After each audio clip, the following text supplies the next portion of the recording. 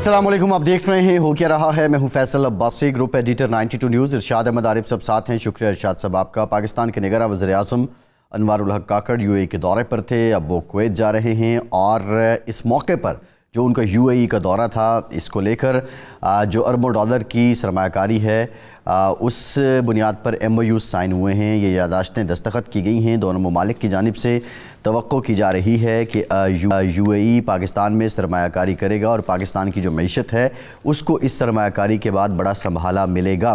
साथ ही साथ जो मशरक़ वस्ता में बिलखुसूस जो बरादर इस्लामी ममालिक हैं वो गहरी दिलचस्पी रख रहे हैं पाकिस्तान में सरमायाकारी को लेकर।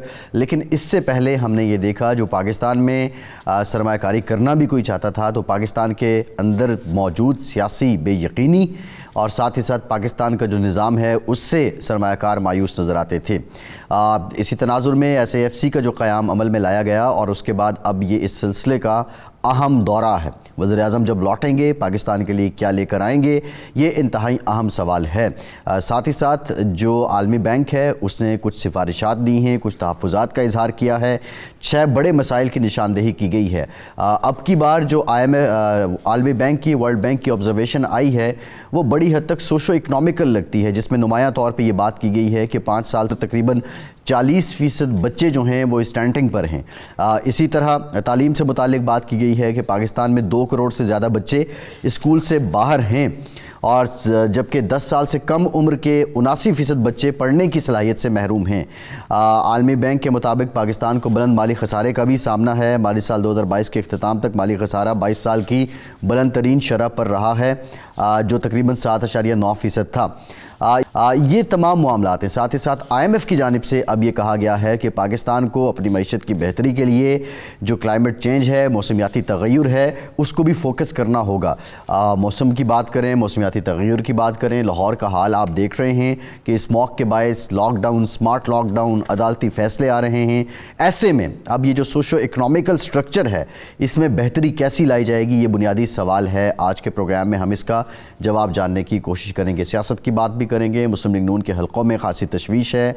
मुस्लिम लीग नून के देरीना कारकुन इलेक्टेबल्स को तरजीह देने पर कुछ नाला हैं, ये कहानी क्या है ये भी हम आज के प्रोग्राम में आपको बताएंगे।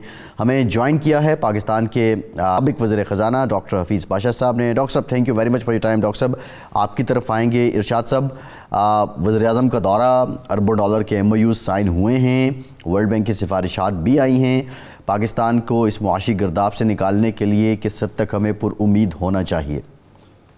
देखें, एक तो ये जो निगरान वज़ीर आज़म का दौरा है ये इसलिए इम्पॉर्टेंट है कि एक जब ये SIFC जो कौंसल बनी थी, फैसिलिटेशन कौंसल, उस वक्त ये कहा गया था कि जी हम पाकिस्तान में साजगार माहौल पैदा करेंगे सरमायाकारों के लिए और साजगार माहौल में बुनियादी जो ये सुर्ख फीता है इसकी लानत को ख़त्म करेंगे।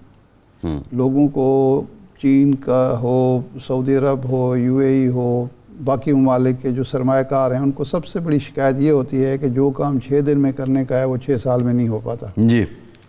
दूसरा ये था कि जी वो कम अज़ कम वो शोबे जहाँ फौरी सरमायाकारी हो सकती है और जहाँ ज़्यादा मुनाफा मिल सकता है और जहाँ बहुत ज़्यादा रुकावटों का सामना ही करना पड़ता, उनको आइडेंटिफाई किया जाएगा। तो SIFC ने पहला काम ये किया कि वो शोबे, मादनियात का शोबा है, तवानाई का शोबा है, इस तरह के और ज़राअत का शोबा है, उनको आइडेंटिफाई किया। उसके लिए फिजिबिलिटी रिपोर्ट्स तैयार की और अब पहला एक दौरा किया है जिसमें 20 से 25 अरब डॉलर के MOU साइन हो गए हैं UAE में जी। अब वो जा रहे हैं वज़ीर आज़म साहब कुवैत में, तो वहाँ भी यही कुछ होगा और फिर उसके बाद शायद सऊदी अरब जाएं और फिर बाकी कतर भी जाएं।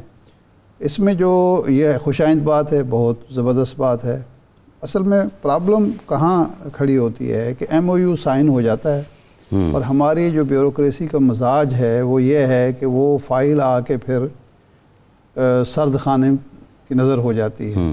SIFC का किरदार ये है कि वो उस फ़ाइल को सर्द खाने की नज़र ना होने दे। अगर आज MOU साइन हुए हैं नवंबर के आखिरी हफ्ते में, तो जनवरी के पहले हफ्ते में یہ معاملہ معاہدوں تک پہنچ جانا چاہیے، کیونکہ اصل تو جب معاہدے ہوں گے اور سسٹینیبل معاہدے ہوں گے تو پھر ہی اس کا رزلٹ آئے گا۔ سرمایہ کاری کا آغاز تو معاہدے کے بعد ہوگا، اس میں کوئی سرخ فیتہ نہیں رکاوٹ بننا چاہیے، اس میں ہمارے قوانین جو ہیں بعض وہ نہیں بننے چاہیے، رکاوٹ نہیں، عدالتی فیصلے نہیں بننے، عدالتی فیصلے رکاوٹ نہیں بننے چاہیے، اور سب سے بڑی بات ہے یہاں کا ماحول، پرامن ماحول جو وہ چاہتے ہیں، یہ ڈر نہ ہو کسی کو کہ ایک تو ہمیں رشوت دینی پڑے گی، اور یہ ڈر بھی نہ ہو کہ ہمارے جان کو خطرہ ہوگا یا ہماری انویسٹمنٹ کو خطرہ ہوگا۔ وہ ماحول بھی ظاہر بات ہے کہ ہمیں ہماری انتظامیہ کو، پولیس کو، حکومت کو فراہم کرنا پڑے گا، اس کے بعد ہی یہ نتائج ہم نکال سکتے ہیں۔ لیکن حفیظ پاشا صاحب اس حوالے سے ہماری بہتر رہنمائی کر سکتے ہیں۔ حفیظ پاشا صاحب، یہ جو ایم او یو سائن ہوئے ہیں آپ کی نظر سے گزرے ہوں گے، اب کویت بھی جا رہے ہیں، آپ سمجھتے ہیں کہ ایس آئی ایف سی کی جو یہ کامیابی ہے اور ہماری موجودہ حکومت کی بھی یہ کامیابی ہے کہ انہوں نے بڑے تھوڑے عرصے میں کچھ شعبے آئیڈینٹیفائی کیے اور اس کے لیے رپورٹیں تیار کیں اور پھر اٹریکٹ کیا سرمایہ کاروں کو کہ اگر یہ 20-25 ارب ڈالر ایک ملک انویسٹ کرنے کے لیے تیار ہے تو باقی ممالک بھی تیار ہوں گے؟ تو یہ بازی میں تو میرا خیال ہے سوائے سی پیک کے کوئی ایسا منصوبہ ہمیں نظر نہیں آتا جس میں اتنی بڑی سرمایہ کاری کی توقع کی جا رہی ہو۔ جی، بسم اللہ الرحمن الرحیم۔ دراصل آپ نے آغاز میں ایک بہت مناسب سمری دیا ہے کہ کس طرح یہ پروسیس جو ہے آگے بڑھ رہا ہے۔ دیکھیے، بات یہ ہے کہ یہ جو ادارہ ہے SIFC، یہ میرے خیال سے جون کے مہینے میں قائم ہوا تھا، اور اب یہ اسٹیج پر پہنچا ہے کہ کوشش یہ کی جا رہی ہے کہ ہم آگے بڑھیں، انویسٹمنٹس کی طرف جائیں۔ مجھے یاد پڑتا ہے کہ پچھلے دنوں یہ بھی کہا گیا کہ انشاءاللہ 3 سال میں SIFC کی محنت سے تقریباً 70 ارب ڈالر کے انویسٹمنٹ پاکستان میں آئی۔ یقیناً اگر ایسا ہوتا ہے تو پاکستان کے لیے بہت ہی فائدہ مند ثابت ہوگا، اس لیے کہ اس وقت ہمارے یہاں ڈالرز کی سخت کمی ہے، اور ریزروز میں آپ دیکھیے کہ ہر ہفتے کمی جاری ہے۔ مگر سوال یہ پیدا ہوتا ہے، جس طرح آپ نے اینڈ میں کچھ بات کی ہے کہ کیا کنسٹرینٹس ہیں۔ سب سے پہلے جو پریشانی کی بات ہے وہ یہ ہے کہ آپ نے دیکھا کہ پچھلے سال ہم نے جو ہمارے ملک کے اندر ملٹی نیشنل کمپنیز ہیں بہت سے ماشاءاللہ، ان کے جو پروفٹس کی ریپیٹریشن تھی وہ تقریباً روک گئی، اور اس میں 80% سے زیادہ کمی آئی۔ اس سے کانفیڈنس پہ بہت اثر پڑتا ہے، اور کوشش کمپنیاں ایسی ہیں پاکستان میں جو شاید اس وقت ملک سے ہمارے چھوڑ کر جانا چاہتی ہیں۔ تو یہ ایک طرف دوسرا تصویر ہے، اور آپ یہ بھی دیکھیے کہ MOU ہمارے ہاں جس طرح آپ نے بہت ہی مناسب کہا کہ سائن ہوتے ہیں مگر فالو اپ کے بعد نہیں ہوتا۔ آج ہی خبر آئی ہے کہ ایک سعودی کمپنی نے یہ کہا ہے کہ پاکستان میں رسک فیکٹرز بہت ہیں اور کلیئرٹی نہیں ہے پالیسی پر، تو اس لحاظ سے they have postponed their decision۔ ساتھ ساتھ ایک اور بڑا مسئلہ ہے، کہتے چلوں کہ یہ جو ہمارے گیس پائپ لائن کا ایشو ہے ایران کے ساتھ، یہ بہت سیریس مسئلہ بن سکتا ہے اگر امریکہ ڈیسائیڈ کرے کہ اس پر سینکشنز لگیں۔ تو اس وقت پکچر کلیئر نہیں ہے۔ ہماری حکومت نے محنت کی ہے، MOUs کی طرف آگے بڑھے ہیں، but MOUs to be translated into actual investment، یہ اصل سوال ہے، اور اب ہمیں دیکھنا ہے کہ اگلی کچھ مہینوں میں ہوتا ہے۔ ہم سب کی دعا یقیناً یہ ہے کہ کامیابی ہو، باہر سے پیسہ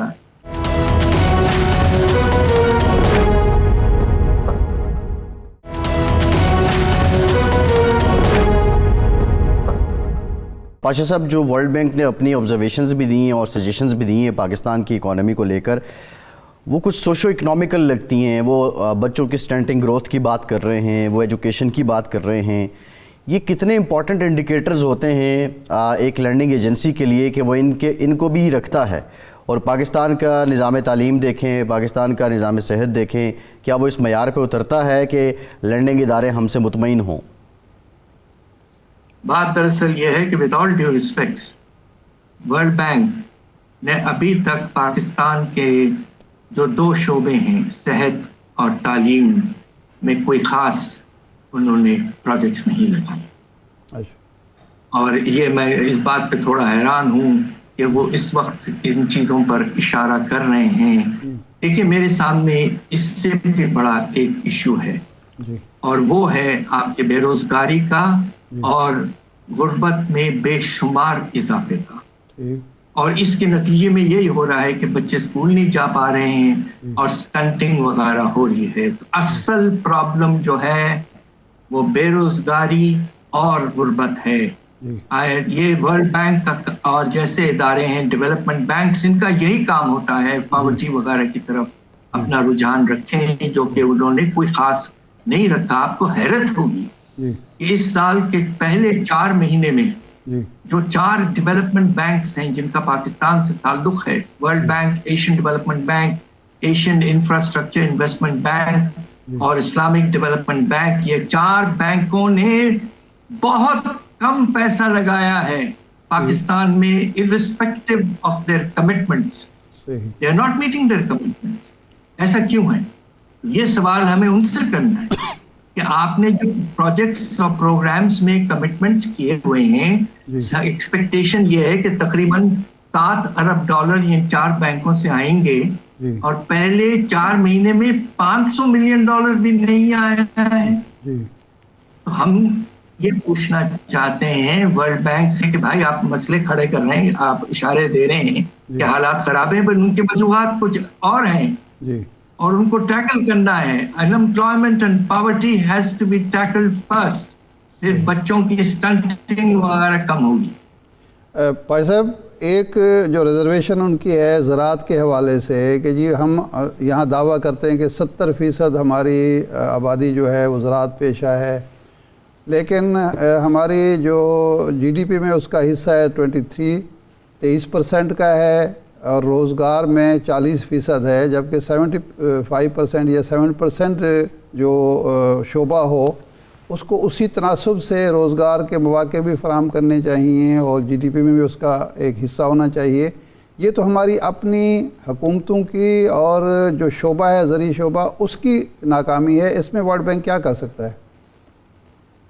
بات دراصل یہ ہے کہ دیکھیے ورلڈ بینک جیسے ادارے ان کا انویسٹمنٹس ہوتے ہیں انفراسٹرکچر وغیرہ میں. آپ مجھے یہ بتائیے کہ ورلڈ بینک نے اریگیشن سیکٹر میں اور پانی کے سیکٹر میں ہمارا کتنا ساتھ دیا ہے. وہ اصل کنسٹرینٹ اس وقت وہ ہے.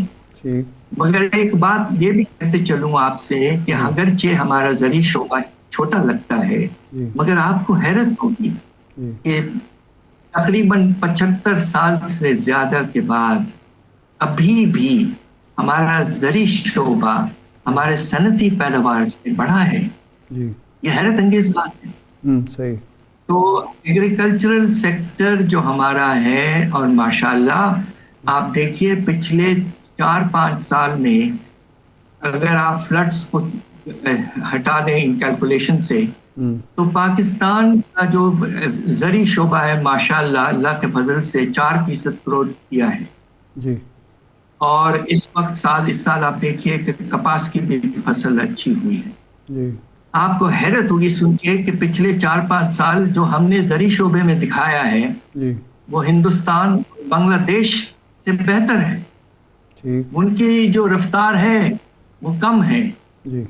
ہم ہر وقت اپنے ملک کو کرٹیسائز کرتے ہیں، مگر کچھ محنت ہوئی ہے، کچھ بہتری آئی ہے اور زرعی شعبے کی پیداوار میں اضافہ ہو رہا ہے، اور انشاءاللہ ہونا اور چاہیے. اور اس کی ایک بہت بڑی وجہ یہ ہے کہ ہم نے اپنے کسانوں کو اب جو پروکیورمنٹ اور سپورٹ پرائسز جو ہیں وہ بہت اچھے دینے لگے، بہت اٹریکٹیو دینے لگے. اور اس کے نتیجے میں وہ اب اپنا انویسٹمنٹ بڑھا رہے ہیں اور محنت کر رہے ہیں اور ییلڈ میں اضافہ ہو رہا ہے اور پروڈکشن میں بھی اللہ کے فضل سے اضافہ ہو رہا ہے. نہیں لیکن اس میں بھائی صاحب ہو یہ رہا ہے کہ جس طرح کھادیں مہنگی کی جا رہی ہیں، جس طرح سے مثلا ڈیزل مہنگا ہے، شوگر کا شعبہ کہہ رہا ہے کہ جو ہمیں ایکسپورٹ نہیں کرنے دیا جا رہا، ڈیزل مہنگا ہے، بجلی مہنگی، باقی جو مہنگائی ہے، پھر اس پر بوجھ ایک انکم ٹیکس کا بھی ڈالا جا رہا ہے، تو وہ شکایات بھی تو دور نہیں کی جا رہی. بینک ان کو قرضے نہیں دیتے ہیں تو 6 مہینے کے بعد پکڑ دھکڑ شروع ہو جاتی ہے. یہ بھی تو رکاوٹیں ہیں زرعی شعبے کی. یہ ضرور ہے، مگر دیکھیے بات یہ ہے کہ یقیناً فرٹیلائزر کی قیمتوں میں اس لیے بھی اضافہ ہو رہا ہے کہ گیس کی قیمت میں اضافہ ہوا ہے پاکستان میں. مگر بات یہ ہے کہ پہلی دفعہ ہماری حکومتوں نے کوشش کی ہے کہ جسے ہم کہتے ہیں نا کہ آؤٹ پٹ کی جو قیمت ہے وہ اس کی رفتار زیادہ ہو بنسبت ان پٹ کی قیمتوں سے، اور وہ ہوا ہے پچھلے 2-3-4 سال.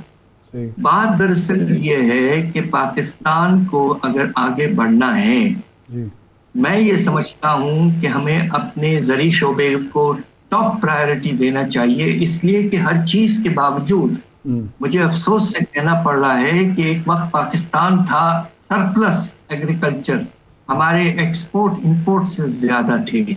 یہ کوئی 20 سال پرانی بات کر رہا ہوں. آج پوزیشن یہ ہے کہ ہمارے جو برآمدات ہیں وہ درآمدات سے ایگریکلچر کے 6 ارب ڈالر کم ہیں.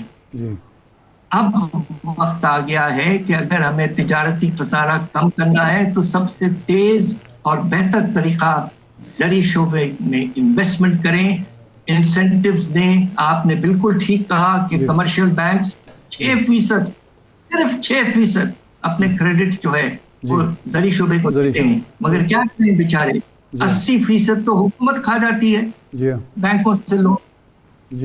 تو لہٰذا اب وہ وقت ہے کہ ہم سوچ سمجھ کے زرعی شعبے کی پرائیورٹی قائم رکھیں، بڑھائیں، اور تیزی سے ہم یہ جو ڈیفیسٹ ہے ٹریڈ میں ختم کریں، حالات بہت بہتر ہوں گے. صحیح ہے. اچھا ڈاکٹر صاحب، لاسٹ میں بتا دیجئے، زراعت کی ہم نے بات کر لی، ایس ایم ایز کے لیے پاکستان میں کیا اپرچونٹیز ہیں، بینکس ایس ایم ایز کو کیا سپورٹ کر رہے ہیں، اور ایون جو یہ اسمال انٹرپرائزز بینکس تھے کچھ جو کام کر رہے تھے شاید اب وہ بھی نہیں کر رہے ہیں، یہ کتنا بڑا فیکٹر ہے اکنامک ڈیولپمنٹ میں؟ بہت بڑا فیکٹر ہے. آپ نے، مجھے اس بات کی بڑی خوشی ہے کہ آپ نے اسمال اینڈ میڈیم انٹرپرائزز کا ذکر کیا.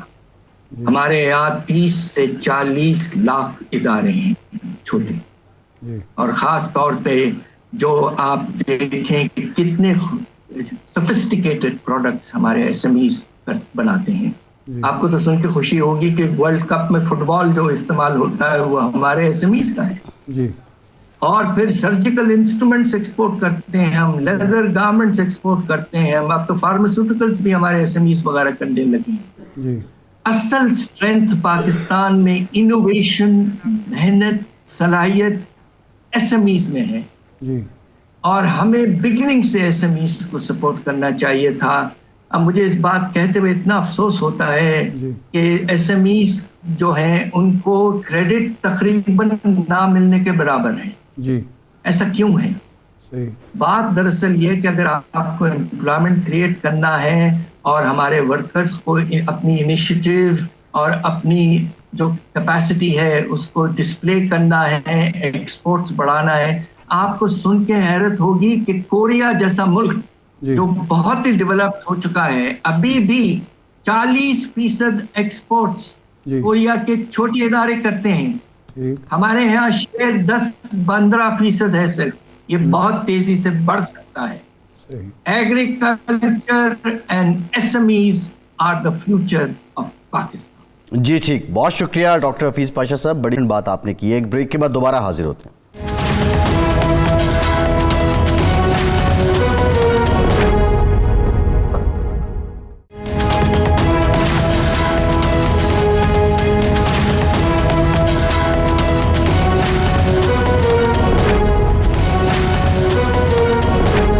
بریک بریک کے بعد ایک بار پھر سے آپ کو خوش آمدید کہیں گے. مسلم لیگ نون میں بڑی اہم تشویش پائی جاتی ہے. اہم ڈیولپمنٹ یہ ہے کہ تشویش مسلم لیگ نون کے اہم رہنماؤں میں ہے, اور مسلم لیگ نون نے جو ہی الیکٹیبلز کے لیے دروازے کھولے ہیں, اس کے بعد مسلم لیگ نون کے جو دیرینہ کارکنان ہیں, اور بالخصوص اگر ہم بات کریں وسطی و جنوبی پنجاب میں, خیبر پختونخوا میں بھی جو پرانے کارکن ہیں, پرانے ٹکٹ ہولڈرز ہیں, وہ اس بات کو لے کر تشویش رکھتے ہیں کہ جو الیکٹیبلز ہیں وہ ان کا حق مار رہے ہیں. ارشاد صاحب وہ کہتے ہیں کہ مشکل وقت میں ہم کھڑے ہوں, ماریں ہم کھائیں, جیلیں ہم کاٹیں, قید و بند کی صحبتیں ہم برداشت کریں, اور اب جب الیکشن کا وقت آئے تو پھر وہ لوگ کل ہم جن کے خلاف تھے آج وہ الیکٹیبلز کی صورت میں ہماری جماعت کے ٹکٹ پہ آ جائیں تو یہ قابل قبول نہیں ہے. بہرحال اس تشویش کے بعد خبر یہ ہے کہ عارضی طور پر الیکٹیبلز کی شمولیت کو روک دیا گیا ہے, اور وہ حلقے جہاں پہ مقامی قیادت کو اعتراض نہیں ہوگا وہاں سے الیکٹیبلز کو شامل کیا جائے گا. ارشاد صاحب, جولائی 2022 کا الیکشن ایک بہت بڑی مثال تھا, اور مسلم لیگ نون ہار گئی, آلدو اس وقت توقع بھی نہیں کی جا رہی تھی. اس سے پہلے کہ ضمنی الیکشن وہ پے در پے جیت رہے تھے جہاں ان کا کارکن کھڑا ہوتا تھا. اب الیکٹیبلز کی ضرورت کیا ہے نواز شریف صاحب کی جماعت کو؟ اصل میں مسلم لیگ نون 2-3 اندرونی مسائل کا شکار ہے. نمبر 1 تو یہ ہے کہ یہ جو عدم اعتماد کی تحریک پیش ہوئی تو اس کے بعد مسلم لیگ نے کچھ وعدے کیے اور کچھ وعدے لیے.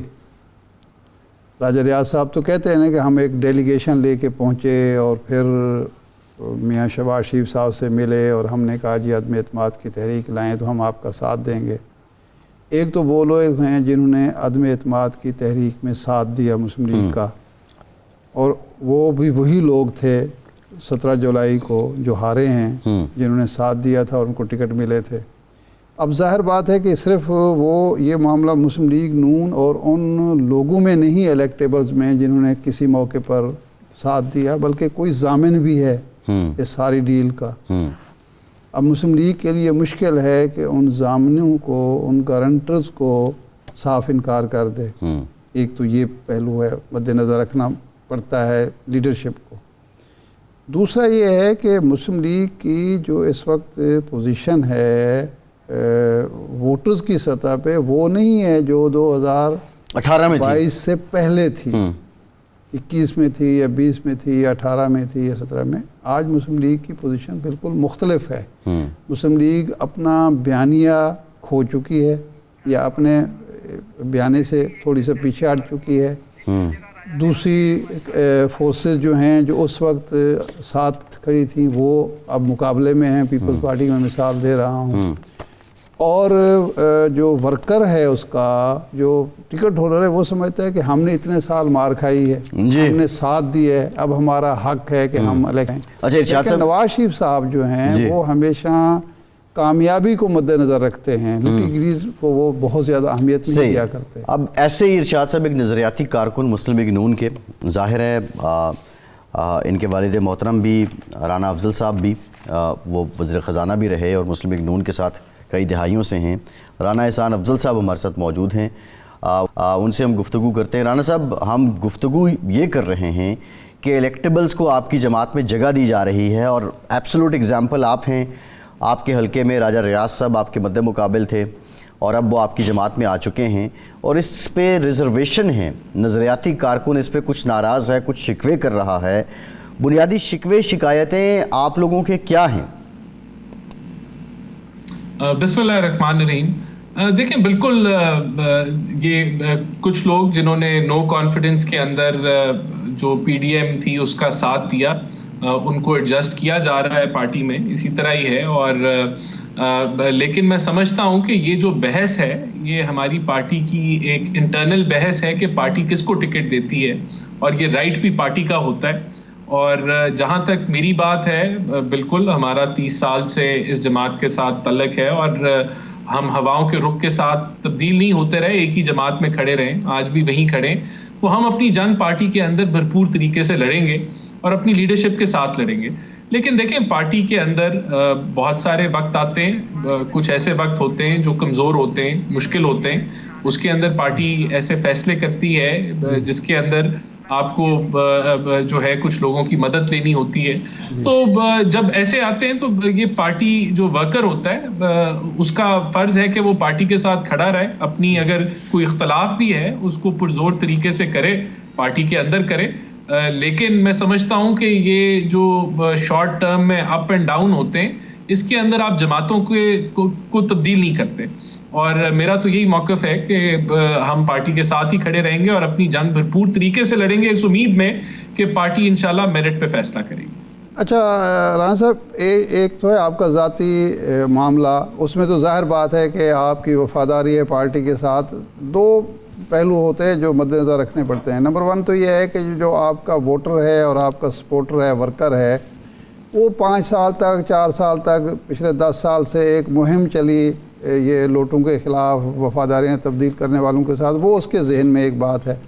دوسرا, آج جو آپ کا امیدوار بن رہا ہے وہ 4 سال 3.5 سال حکومت کا حصہ تھا اور آپ کے ورکر کی حق تلفی کر رہا تھا. ان کو شکوے شکایات ذاتی طور پر موجود ہوتے ہیں. تو آپ سمجھتے ہیں کہ جو ہی آپ ٹکٹ جاری کریں گے, آپ کی پارٹی ٹکٹ جاری کرے گی, وہ سارے شکوے شکایات ووٹر بھی بھول جائے گا اور ورکر بھی بھول جائے گا؟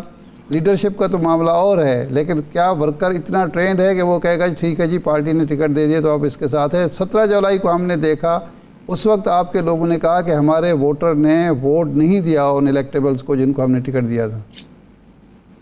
نہیں, آپ ٹھیک کہہ رہے ہیں. جو 17 جولائی کا جو رزلٹ تھا وہ بڑا اپوزٹ آیا اور اس کے اندر یہی تجزیہ پارٹی کی لیڈرشپ نے کیا کہ ورکرز نے اپنایا نہیں ان لوگوں کو جن کو پارٹی کی طرف سے ٹکٹ دیا گیا.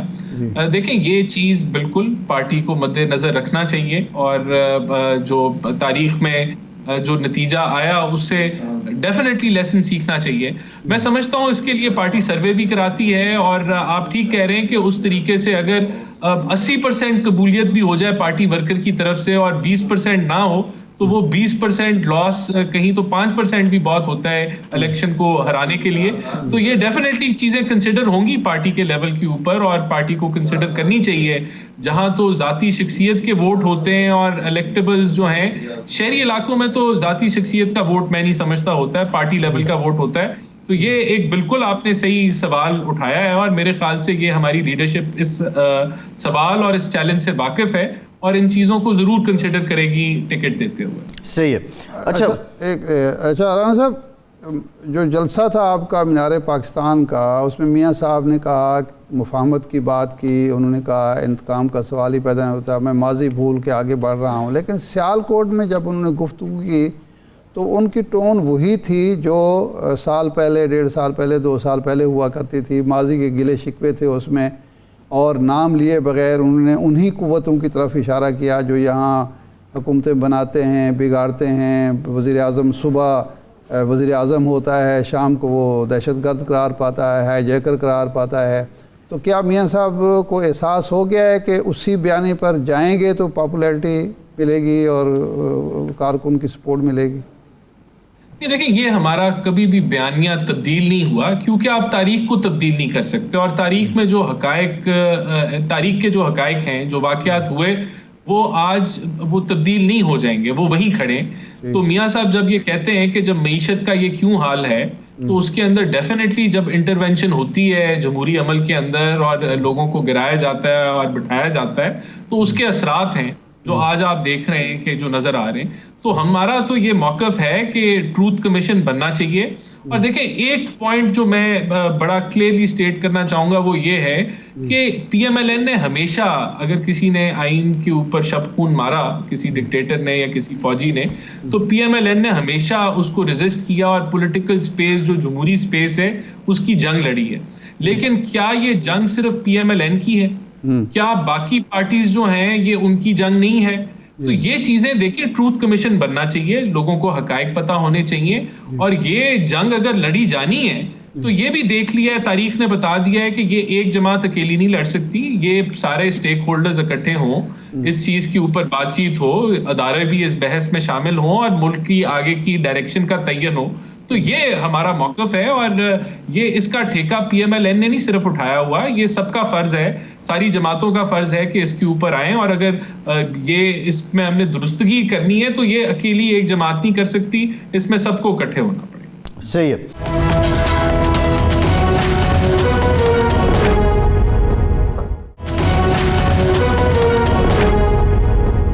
اچھا رانا صاحب، کچھ اکانومی کی بات بھی کر لیتے ہیں۔ ایک تو جو ورلڈ بینک کی جانب سے ان کی آبزرویشن اینڈ ریزرویشنز ہیں وہ بھی آپ نے دیکھی ہوں گی، سجیشنز بھی ہیں، لیکن اس سے پہلے ایک بہت معتبر انگریزی اخبار کے ایک معتبر رپورٹر نے دعویٰ کیا ہے کہ جو لاسٹ فسکل ایئر تھا جب آپ کی حکومت تھی تو GDP نیگیٹو میں تھا، اور فگر فجنگ کر کے اب آپ نے اس کو سلائٹلی 0.29 پہ کیا، تو کیا ایسا ہی تھا؟ یہ دیکھیں، جو آپ کے جب آپ بجٹ دیتے ہیں تو تب وہ سال 30 جون کلوز نہیں ہوا ہوتا، اور آپ جو ایسٹیمیٹس آپ کے پاس آتے ہیں جو آخری کوارٹر کے ہیں، آپ ان ایسٹیمیٹس کے ساتھ بجٹ دیتے ہیں جو کہ بعد میں ریوائز ہوتے ہیں، نمبرز یہ ریوائز ہوتے ہیں جب وہ اس وقت جو فگرز ہمارے پاس تھے، جو پروجیکشنز تھیں، اس کے مطابق ہم نے بالکل بجٹ دیا۔ اور یہ ایسے نہیں ہے کہ یہ کوئی یونیک ایکسرسائز اس سال ہوئی، ہر سال ایسے ہی ہوتا ہے۔ ان نمبرز میں 19-20 کی چینجنگ ضرور آتی ہے بعد میں، جب وہ ریوائزڈ فائنل نمبرز جب آپ کے پاس آتے ہیں 2-4 مہینے بعد، یہ آپ کے فائنل نمبرز میرے خیال سے آپ کے اگلے سال کے پہلے کوارٹر کے اینڈ تک یہ نمبرز جو ہیں یہ فائنلائز ہوتے ہیں۔ تو ہم نے جو اس وقت نمبرز تھے اس کے مطابق دیا، اور بالکل ایسی کوئی بات نہیں ہے کہ کوئی فگر فجنگ ہوئی یا کوئی ایسے معاملات ہوئے، یہ ایک نیچرل ایکسرسائز ہے اور اس کے مطابق یہ معاملات ہوئے۔ رانا صاحب، آج کی یعنی کل کی خبر ہے، آج اخبارات میں چھپی ہے کہ نگران وزیر اعظم انوار الحق کاکڑ صاحب UAE گئے، وہاں انہوں نے کوئی 20 سے 25 ارب ڈالر کے MOU سائن کیے ہیں۔